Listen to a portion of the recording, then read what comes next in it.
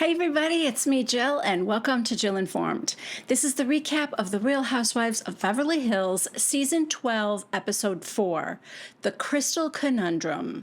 Okay, this episode opens. It's 9:41 in the morning. We are at Kyle's La Quinta house, and she's starting to prepare breakfast for the ladies. Well, for the ladies that are staying with her anyway. Fox Force 5, basically, minus Teddy plus Garcelle. Oh my God, you guys, side note, wouldn't it be hilarious if Teddy was staying at the house, but the camera never shows her? They won't even let her be a friend of. So we see Kyle pick up the phone and she is calling Miguel from Club Catering. What is that? The golf club? Wow, this is nice. So she just calls this number and she orders 4 Bloody Marys and 2 mimosas to have them delivered to her house. And she said, it's kind of a 911 situation. And the guy's like, okay, they'll be there in 5 to 10 minutes. So that's nice. I wish my house had room service. So all the ladies are getting up now, and Dorit said she couldn't sleep a wink the night before. And Garcelle said, oh, you should have come to my room, knocked on the door. Dorit said, I would never do that. That's so selfish. Then Rinna said, you know, sometime you should talk to my mom. And that threw me because I know in real life, Lois passed away, unfortunately. It was just jarring to me, and it like a reminder that this was filmed so long ago, especially like the first few episodes, you know, they were filmed a while ago. So it was kind of sad. So Kyle tells the ladies that Crystal, Sutton, and Diana are having breakfast together at the hotel.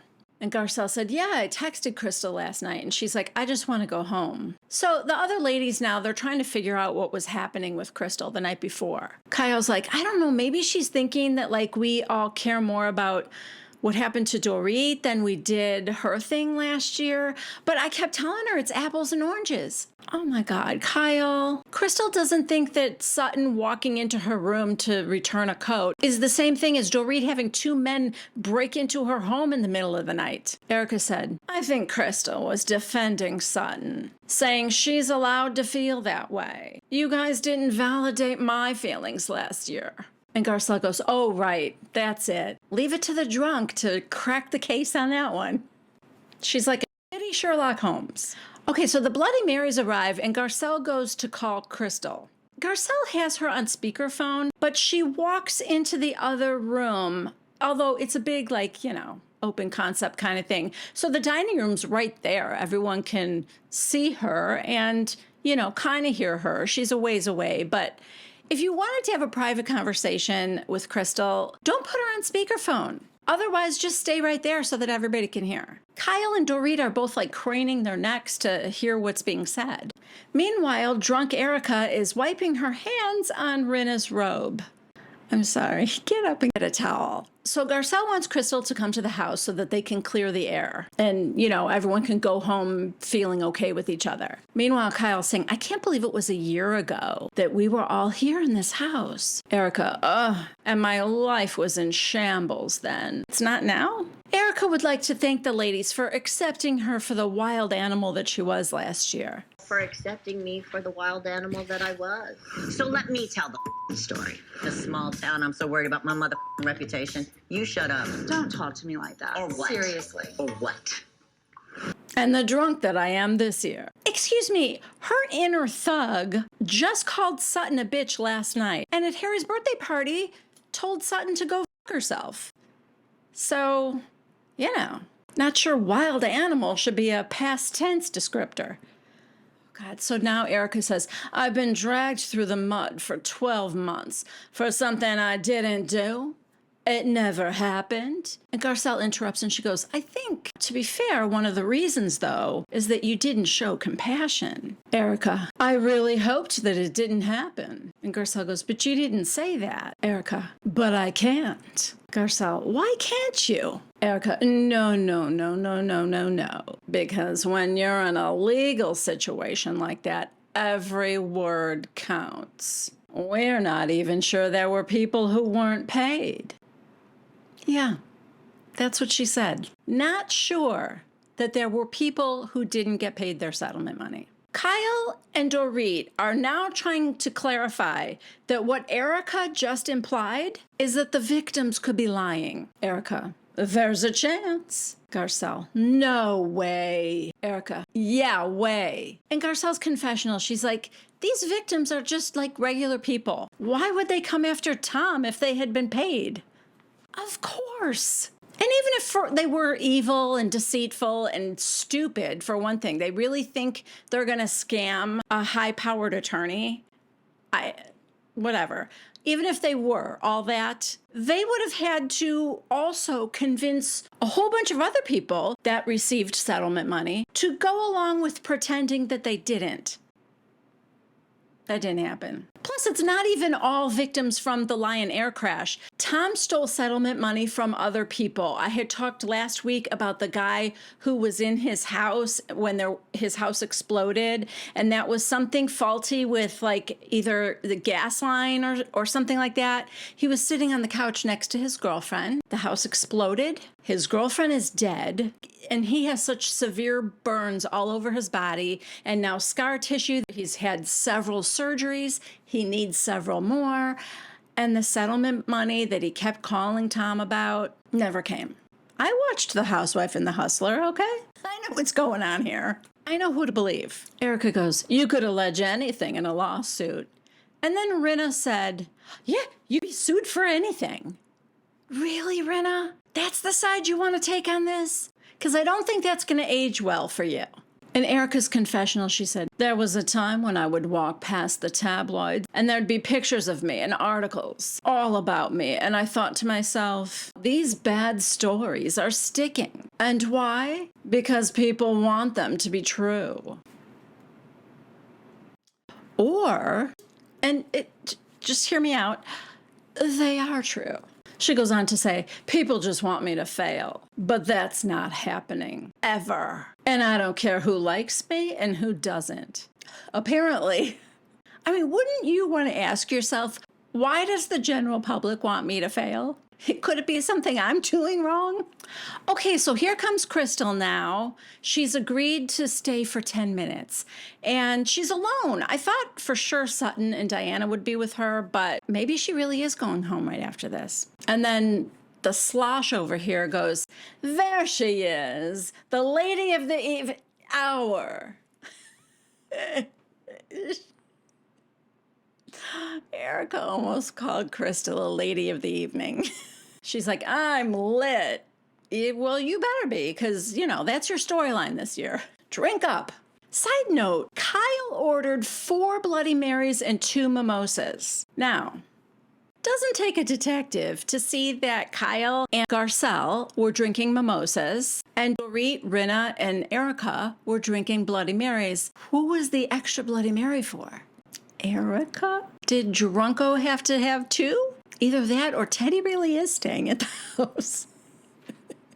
Okay, Teddy, you can have a Bloody Mary, but you have to drink it in your room. I would love to learn that Teddy's really at all these events, just not on camera. I don't know why. I know that's mean. I just think it's funny. But more likely, there were 2 drinks for Erica to, support the storyline. Kyle asks Crystal, are Sutton and Diana coming here at all, or are they just going back to L.A.? And she said they're finishing their brunch and then they're going back to L.A. So now we check in with Sutton and Diana for the first time. Diana heads over to Sutton's room and knocks on the door. And Sutton has a spread of food that she has ordered. Even if she was expecting Crystal to eat with them, it's enough for an army. There are 2 giant bowls of just romaine lettuce. It's a lot, guys. That's just trust me on that. Diana's like, wow, how many people are you feeding? Sutton goes, I got all these containers to go. Okay, but are you bringing them to a homeless shelter? Because even all the people in your house couldn't eat all that stuff. Then Sutton says that she hasn't eaten meat in a long time, but she just can't stay away from this bacon. Even though pigs are smart and sweet like me. Okay. Ew. So now Sutton and Diana are also trying to figure out what happened with Crystal the night before. Because, they both think it kind of came out of nowhere. Diana, everybody has different triggers. Sutton, what triggers you? Diana, well, people making fun of my accent. Sorry. Then she says, But listen, I'm a Leo. I can handle confrontations. Love that she is doubling down on being a Leo. Love it. So Sutton says, I don't like screaming. That's her trigger. Diana, I grew up in Bosnia. Unless you shout, nobody hears you. Diana then tells us that growing up in a Sarajevo ghetto caused her to be very angry and kind of act out aggressively. And since she has tried to develop empathy, but I don't give people multiple chances. You fool me once, shame on you. Fool me twice, shame on me. I don't want shame on me, so I only give you one chance. And Sutton goes, oh, well, with these ladies, you're going to have to give them multiple chances. And then they both start laughing. Meanwhile, back at the house, Rinna, Crystal, tell us how you're feeling. And Crystal goes, I feel like I'm in some weird kind of therapy commune. Erica, none of us are licensed. Wait, do I like drunk Erica? Is she funny? And insightful? This is kind of blowing my mind right now.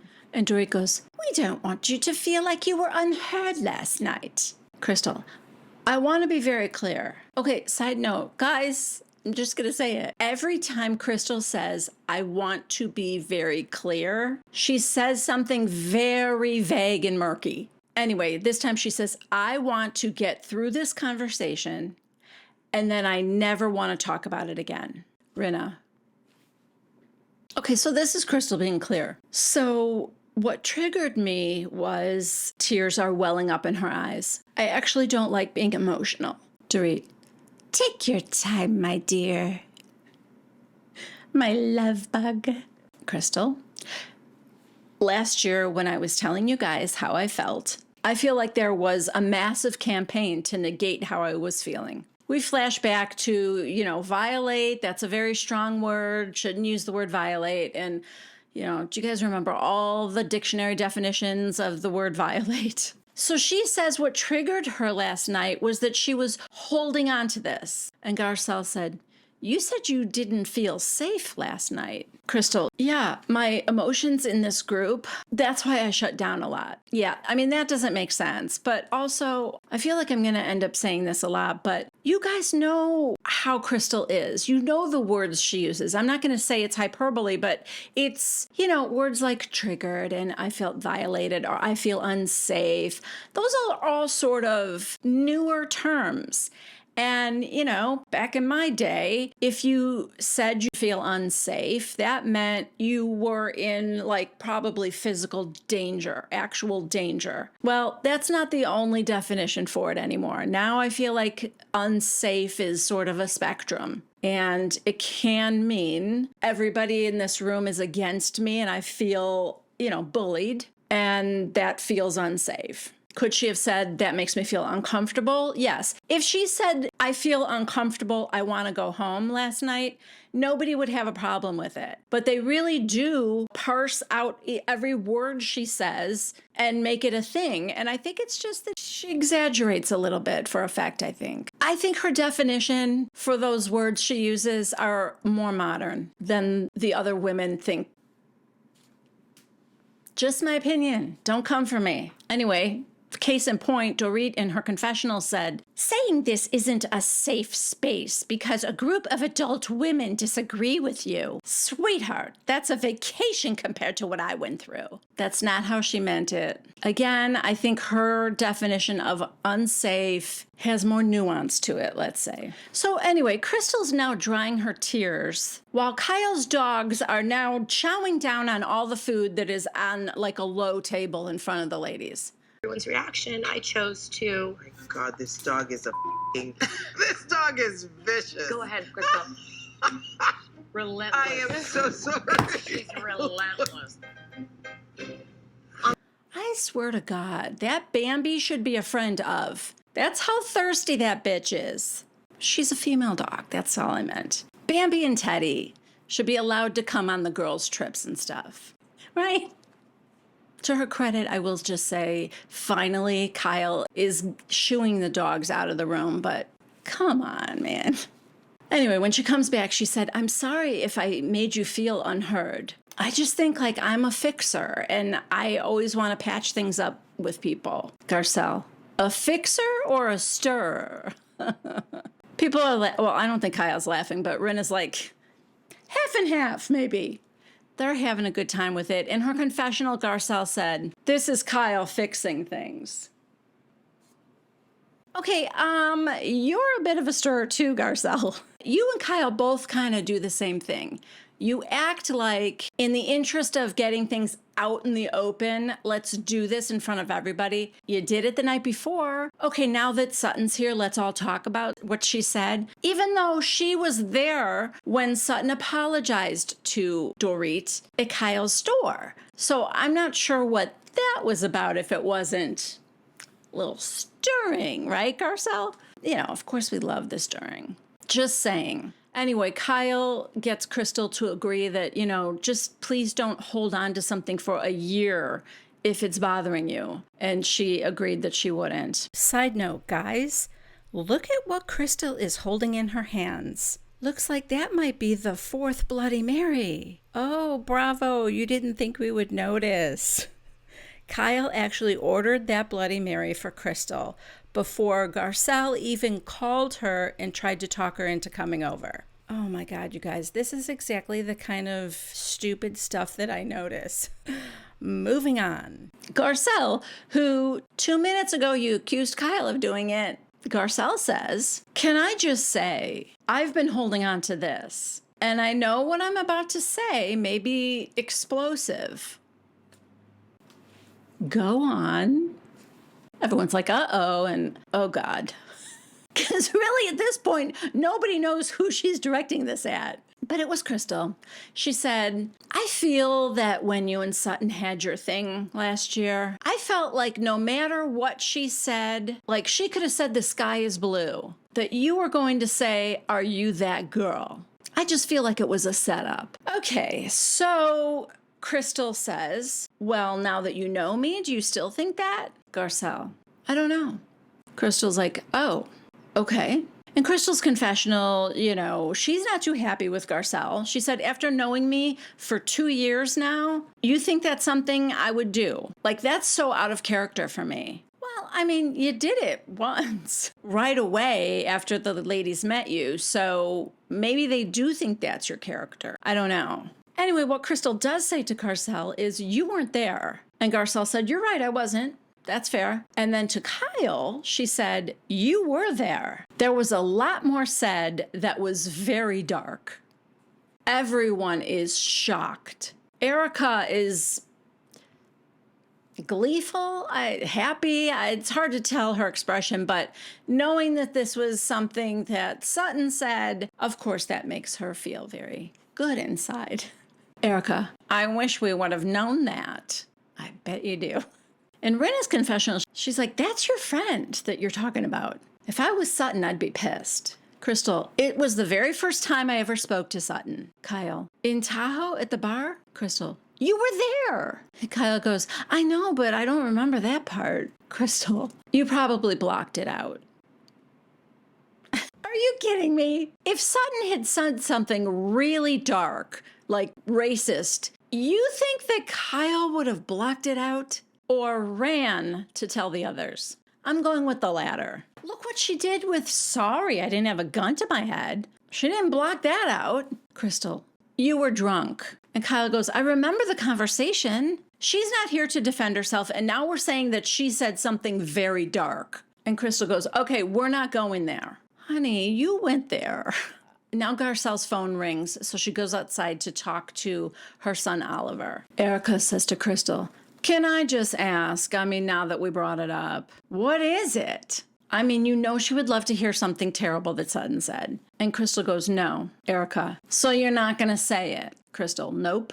In Erica's confessional, she said, when you throw something out there and then you don't say what it is, you are allowing the person you told to come up with the worst possible ever. Well, if that person is you, sure. Listen, I understand why Crystal wouldn't want to say what it was. because she would risk having these ladies tell her, you're wrong, it's not that bad or something, whatever. But mostly, don't bring it up if you don't want to say what it is. So Garcelle comes back into the room and she goes, that was my son Oliver. He just got a great job working for someone that you all know. Somebody actually guesses PK, which wouldn't Dorit know?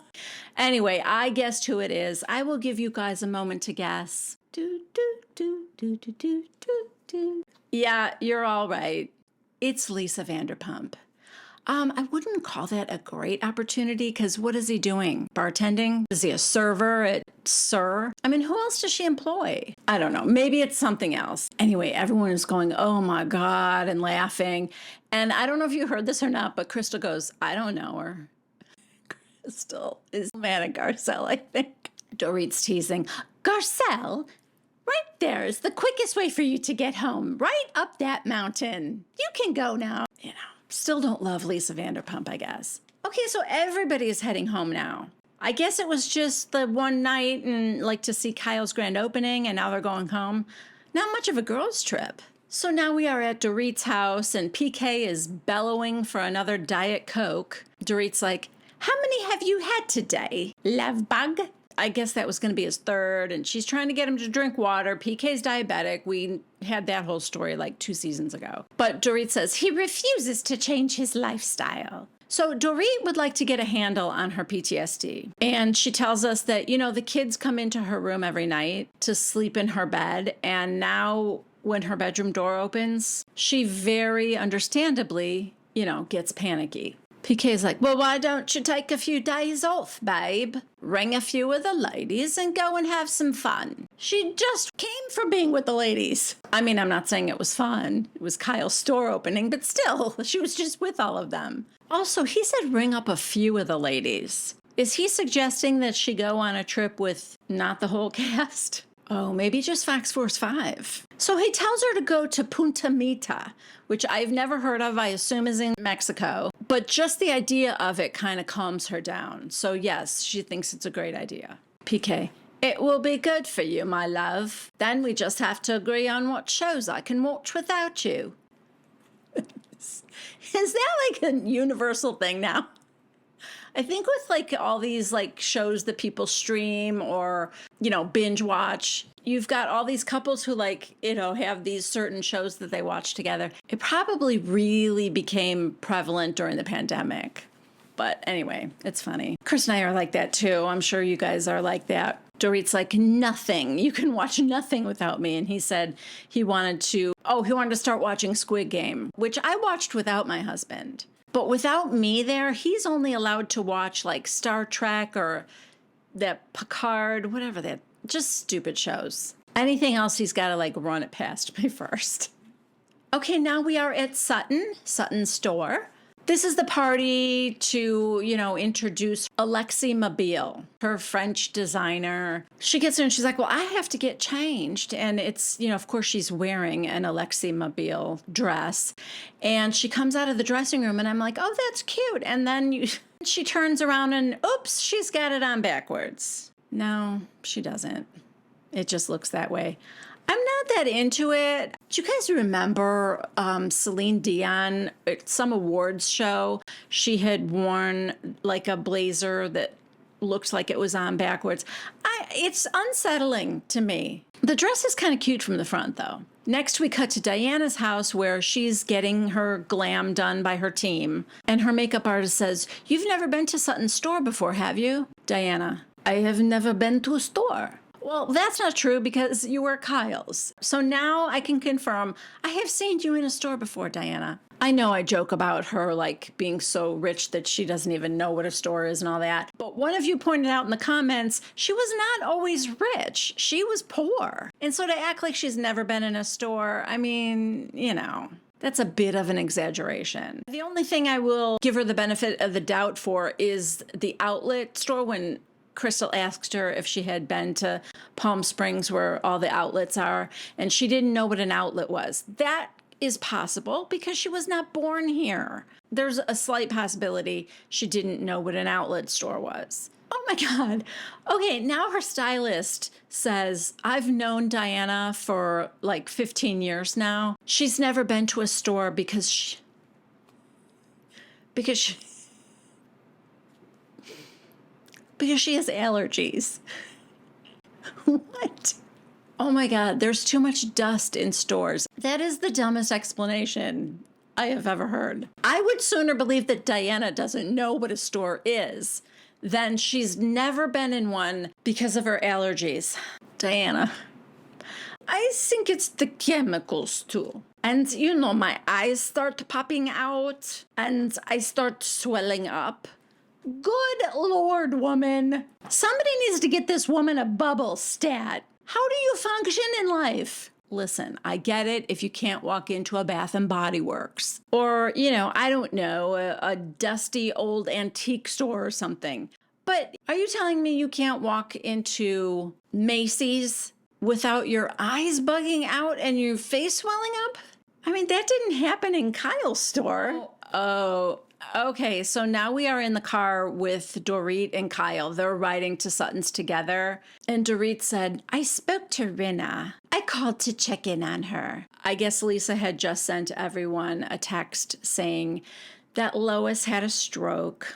And so she's going to Medford to be with her. I don't want to get this wrong, so don't hold me to this, but I do think it was not long after that she did pass away. Dorit said that Lisa had a very frank conversation with the doctor, and it was kind of like, we're just going to make her comfortable now, and she's in hospice, I guess. Kyle said that her own mother was in hospice, but she didn't want to be there. She didn't want to die there, and so she wanted to be brought home. So they brought her home, and Dorit said, oh, with the help of a nurse. And Kyle said, no. Kim and I took care of her. And then she said there was this one time that we were giving her a bath and we almost dropped her. But even though her mother could no longer communicate, she laughed. All three of them laughed. So that was nice. I mean, obviously, if she didn't get hurt. Then Kyle gets a text on her phone. She's like, what is this? Is it paparazzi? Dorit's like, who? And Kyle goes, there was some man was taking pictures over my fence. Okay, thanks, Kyle. Let's scare the wits out of Dorit. Dorit goes, that's really triggering. Kyle's like, I know, I'm sorry. Let's just assume it's paparazzi. Dorit goes, it makes me think someone was casing your house. So as the ladies are arriving, Sutton is out in front of her store. She's got like a step and repeat, and there's press and photographers and stuff. We check in with Erica. She's in sweatpants in her little home, so I assume she's not going to Sutton's. Not that I thought she would. Side note, guys, you can thank me later, but I plan on doing the investigative work that needs to be done so that I can give you updates as to the state of Erica's shitty little pool. Investigative journalism at its finest. I'm like a shitty little David Muir. And folks, tonight it is looking like the creature from the Black Lagoon could be walking out of it at any moment. Yeah, this is not fit for koi. It is murky, people. It would kill your fish. It has definitely gone from koi pond to Black Lagoon. Can't wait to see how it progresses. So Erica is there with her friends / employees, Mikey and Laya. I gotta figure out what her name is. Anyway, she tells them that it took me a year to figure out this thermostat. Really? Mikey offers, yeah, it is a little tricky. A year, though? She's like, yesterday it was 62 in here. I'm sleeping in sweats, under the covers, with a dog. And there's Travana now. I mean, at least you're saving on your heating bill. God knows you're not maintaining the pool. So she's explaining to Mikey and Laya that she's not going to Sutton's after being invited in a group text. She says, everyone is kissing each other's asses, falling over themselves to apologize to each other. And I said, where's my apology? And she said, you're not getting one. In her confessional, she said, so I can't make it. I have a date with a vibrator. And you know who she has to thank for that? Joe Judice. Just saying. If he hadn't invented it, she'd be having a different night. She might have to watch TV. Anyway, Erica says to them, I gotta be honest with you. I'm so glad I'm not going. I don't have to get dressed up, put on a fake smile, and pretend to be nice like you did at Kyle's. Anyway, Laya has the best line of the night. She says, yeah, you can just lay down with the dog. Mikey's like, love it. You can just lay down with the dog. Not sure Tribeca's loving it, though. What's that dog's name? Back at the party at Sutton's, Crystal tells Sutton that she wore leather in her honor, and we get a little flashback to jealous of what? Your ugly leather pants? Diana is now being introduced to Alexi. He tells her and Sutton that if he couldn't be a fashion designer, he would probably be an interior designer. And Diana said, that kind of works. My home in London was designed by Giorgio Armani. Why not? In her confessional, the producer said, how much does it cost to have Giorgio Armani design your house? And she goes, a lot. My previous home in London was done by Fendi. I expect nothing less from Diana. Okay, so now Dorit and Kyle arrive. Dorit, when she's getting out of the car, is starting to feel a little anxious, and she's not even sure why, she said, but just asked if Kyle would stay by her side for a little bit. Then Dorit sees that there's press out in front, and she's like, why are they here? That's not cool. I can't talk about what I went through. So Dorit thinks that Sutton is like so self-absorbed that she didn't even give Dorit a heads up that there was going to be press there. I could be giving Sutton too much credit, but I do feel like it didn't occur to her that that was going to be a trigger. This stuff was probably planned so long ago that it wasn't even like she thought of it. Listen, they're all a little self-absorbed anyway, so there's some truth to that. But it wasn't malicious. I mean, Dorit's not even saying it was malicious. I think Dorit just thinks it was thoughtless. So Dorit kind of scoots right into the store, and there's Kyle at the step and repeat. Cameras flashing as she's posing and talking to the reporter. And I'm like, oh, well, thanks for sticking by her side, Kyle. But she's kind of fielding questions for Dorit. So I do think in a way she was helping Dorit, I guess. Next, there is a very awkward introduction between Alexi and Kyle and Dorit. After Sutton introduces them to Alexi, she says, and Dorit has her own line. Yes, Beverly Beach. Alexi just looks kind of uncomfortable. And then Kyle's like, so do I. You probably have a couple of my pieces in your store right now, Sutton. Sure enough, she does have some Kyle and Shahida dresses or something. The whole thing was just, I don't know, disjointed and awkward.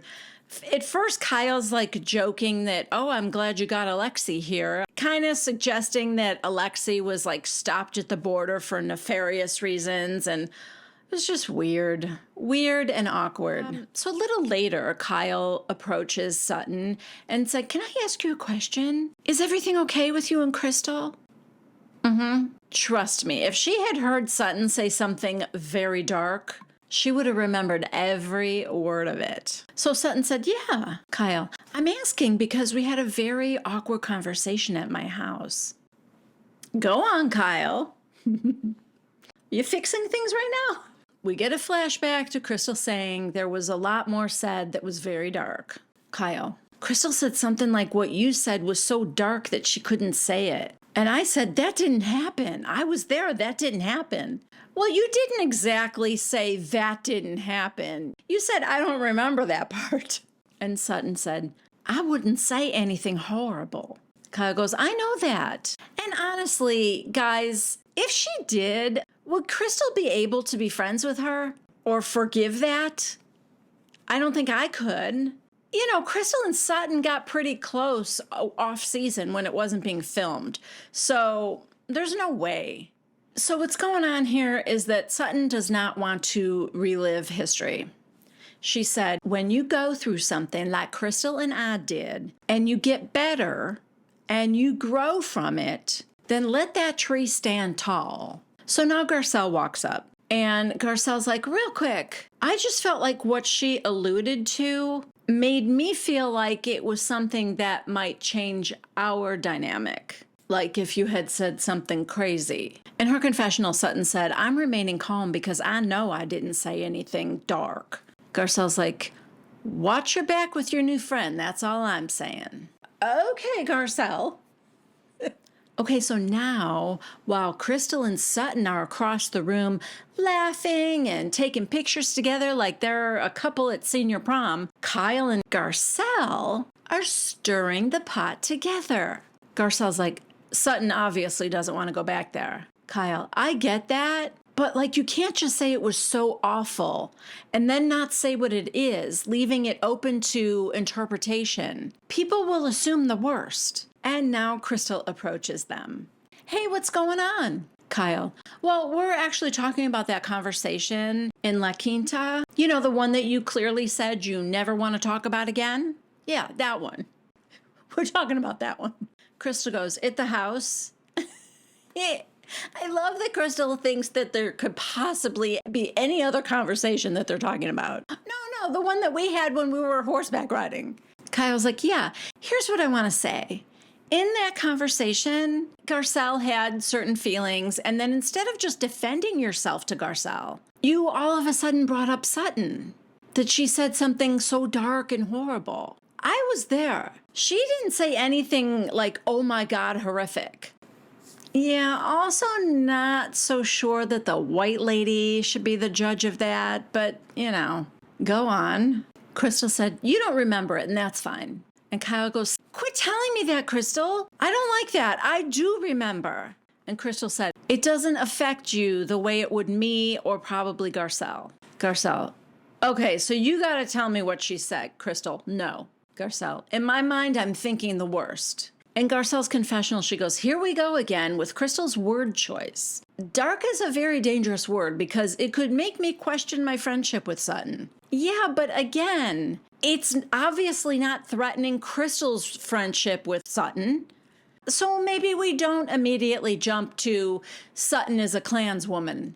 Crystal, okay, here's the thing. If we continue this conversation, I don't want to be told that the word dark is too much. Because then we're just going to be focusing on a word. Garcelle said, then don't say dark. Just tell me what she said. Crystal, she said something problematic. Oh, good. Now we have another word to dissect. Then Crystal said, I mean, obviously it was something that was forgivable. Garcelle, is it forgivable? I want to shake somebody here. It was to Crystal. The person who's calling the word or the phrase, whatever Sutton said, the person who's calling that very dark forgave her.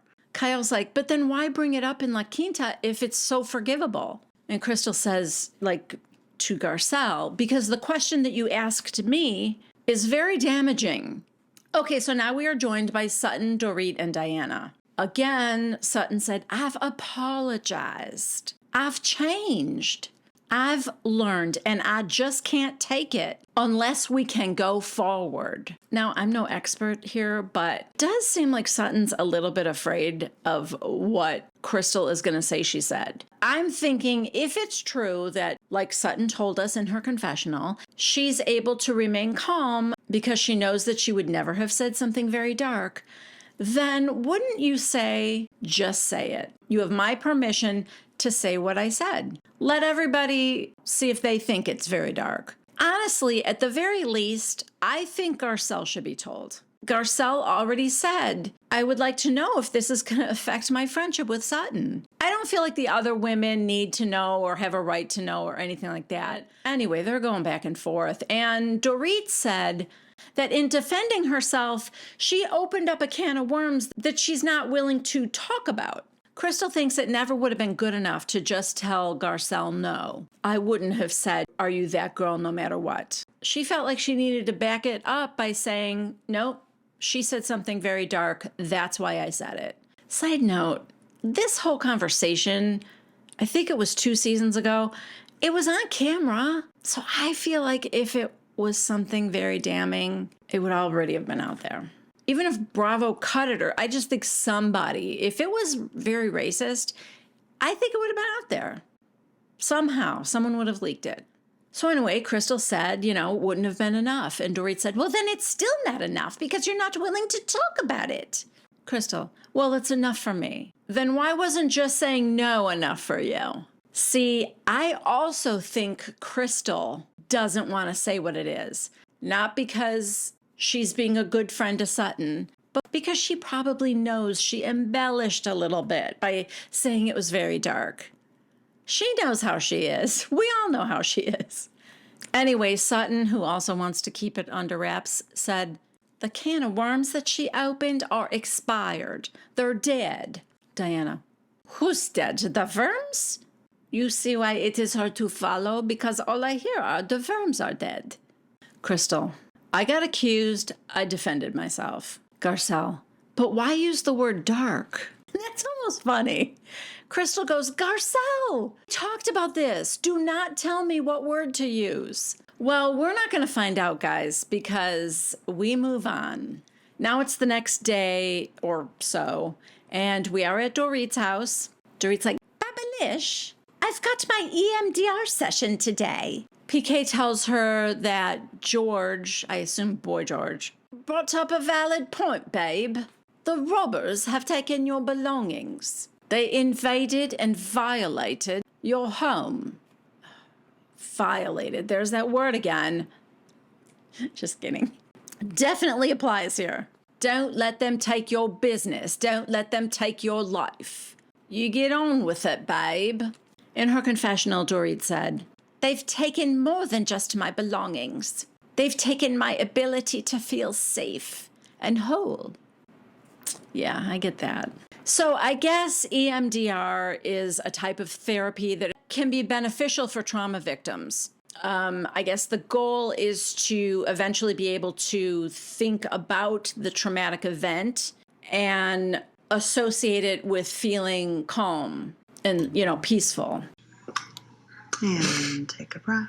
Oh, God forbid anything ever happens to them. I can't shake this feeling. Yes. Tell me the feeling. It's just this... so scared, so worried, so afraid, so sad, so... You're safe right here, right now. When I close my eyes, I can see the headline. Mother found dead in her bedroom and the kids shot found dead in their bed. Oh my God. Oh my God, that thought is gonna haunt me for the rest of my life. Well, sorry, that's a very sad ending for this week's episode. But next week we have the Mexican trip to Punta Mita, babe, and trouble for Sutton and Crystal. Yikes. Does not look good. Thank you so much for watching. I hope you liked it. If you did, please give it a thumbs up. And if you'd like to see more videos like this, please subscribe to my channel and click on the bell icon. And that will give you notifications every time I have a new video out.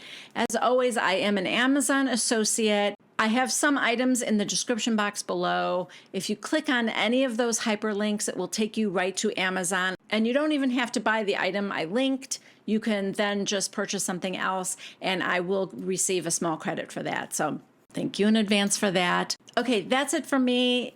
I will see you next week with the next recap of The Real Housewives of Beverly Hills. I love you guys. See you next time. Bye.